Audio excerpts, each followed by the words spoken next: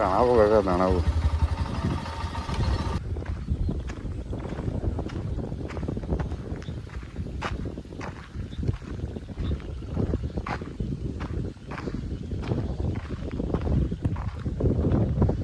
Hi everyone, good afternoon. আজ পয়লা বৈশাখ, তো সবার আগে পয়লা বৈশাখের শুভেচ্ছা আপনাদের সবাইকে। তো এখন আমি রয়েছি ঝাড়গ্রামেরই একটা জায়গায়। ভাবছি যে একটু কোথাও থেকে ঘুরে আসা যাক, যেহেতু আজ পয়লা বৈশাখ।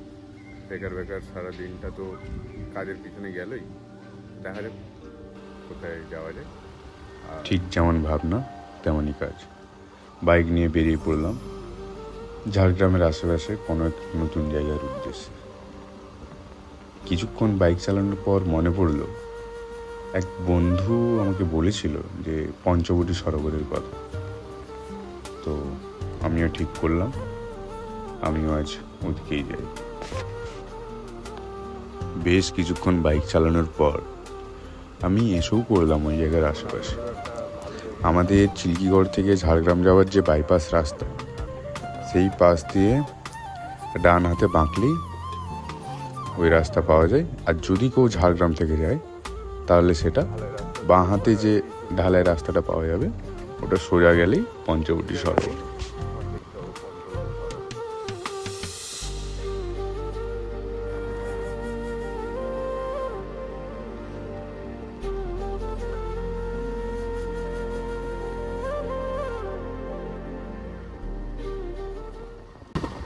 জানি না আজকে জায়গাটা কতটা ভালো লাগবে বা খারাপ লাগবে, কারণ আমি মেঘলা করে আছি।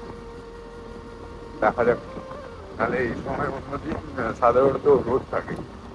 এখন ঘুরতে প্রায় 5টা 7, এবার খুব বেশি বিকেল হয়নি এখনো, তাতে যদিও ওয়েদারটা খারাপ। আমরা আস্তে আস্তে সরোবরে।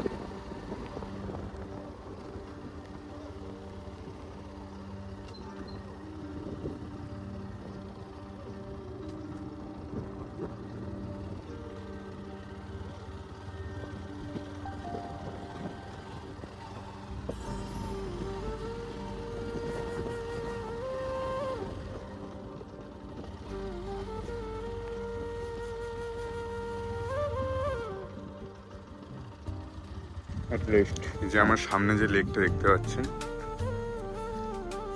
এই বিশাল লেকটাই হলো পঞ্চবটি সরোবর। পঞ্চবটি সরোবরের বিশেষ আকর্ষণ এটা বলতে পারেন এই বিশাল লেকটা।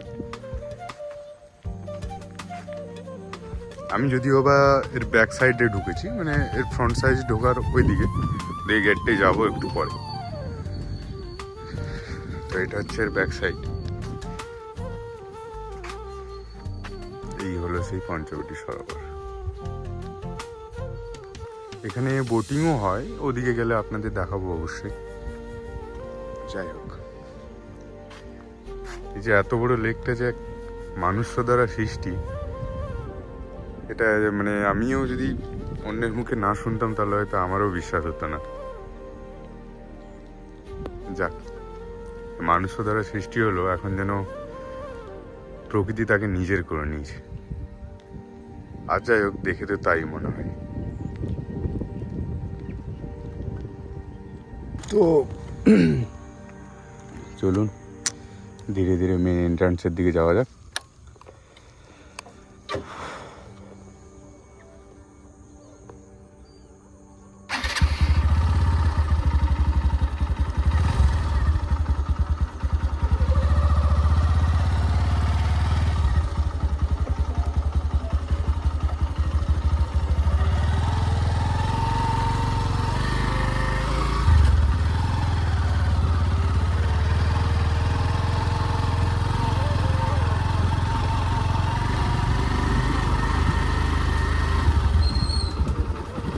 এই জায়গাটা আসলে পার্কিং, কিন্তু এখন গাড়ি ভাড়া নেই, কেননা এখনও তো লোকজন নেই।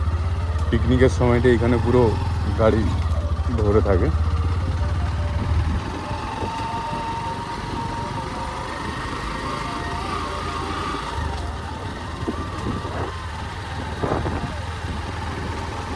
এখানে দেখতে দেখতেই পেলেন কিছু লোক মাছ ধরাধরি করছে।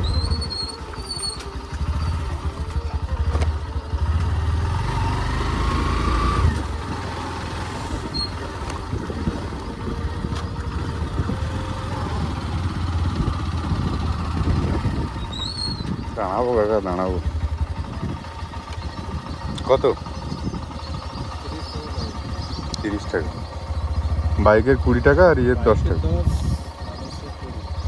আচ্ছা,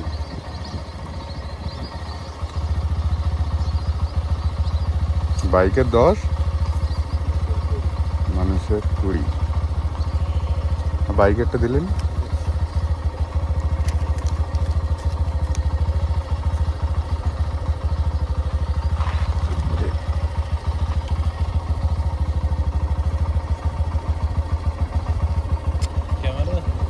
ক্যামেরা নেই, ফোনটা আছে।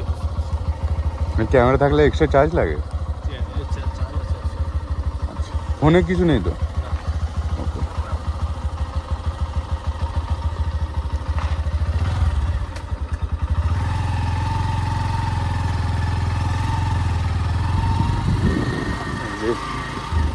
ধীরে ধীরে আমরা ঢুকে পড়েছি এন্ট্রেন্সে। এখানে রেখে দিই, দেখার আগে নিয়ে গিয়ে লাভ নেই।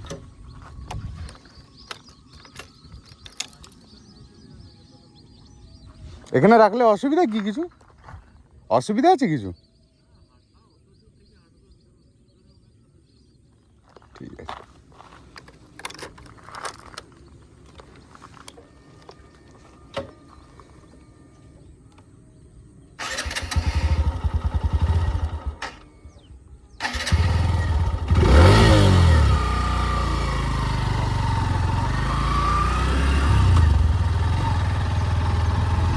আপনারা দেখতেই পাচ্ছেন দিকটা।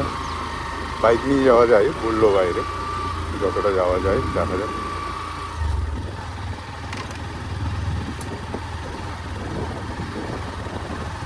আজ অনেক তাড়াতাড়ি লাইটগুলো জ্বালিয়ে দিচ্ছে, অন্য সময় এত তাড়াতাড়ি জ্বালাই না।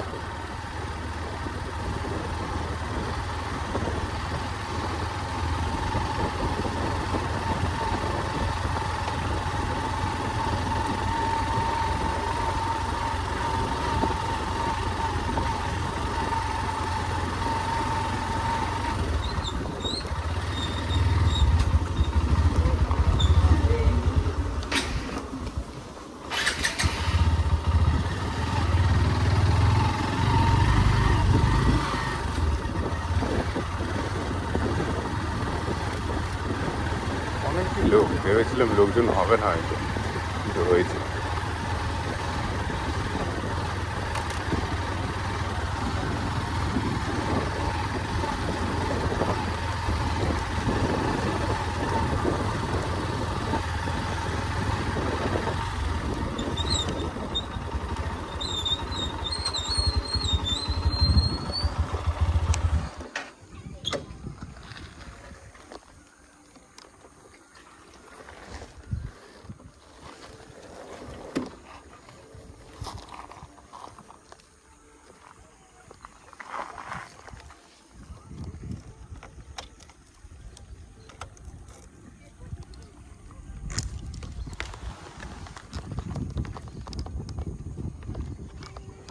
এন্ট্রান্স দিয়ে ঢুকে একেবারে শেষ মাথায় পৌঁছালে ঠিক এরকম একটা বাঁশের ব্রিজ চোখে পড়ে, যা দেখে তো সুন্দরই লাগে।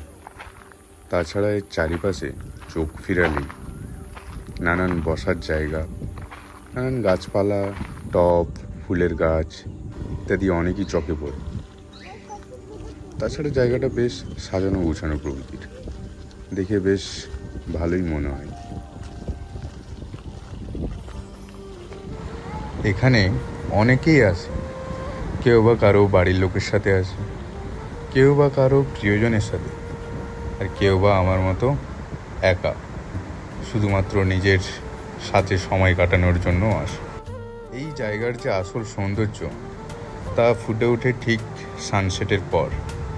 তা কেন বলছি তা হয়তো আপনারাও দেখলে বুঝতে পারবেন।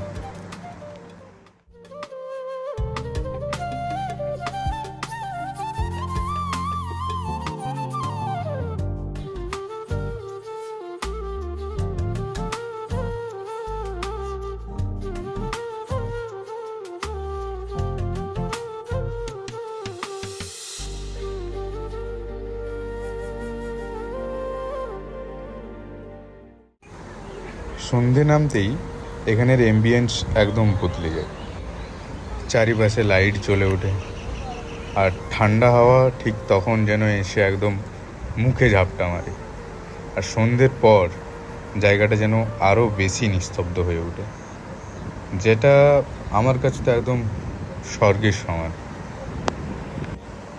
চারিপাশ দিয়ে বাতাসের শোঁ শোঁ শব্দ, পাখির কিচিরমিচির আওয়াজ, আর দূর থেকে ভেসে আসা কিছু গানের অজানা সুর, যা এখানে বসে বেশ ভালোই লাগে।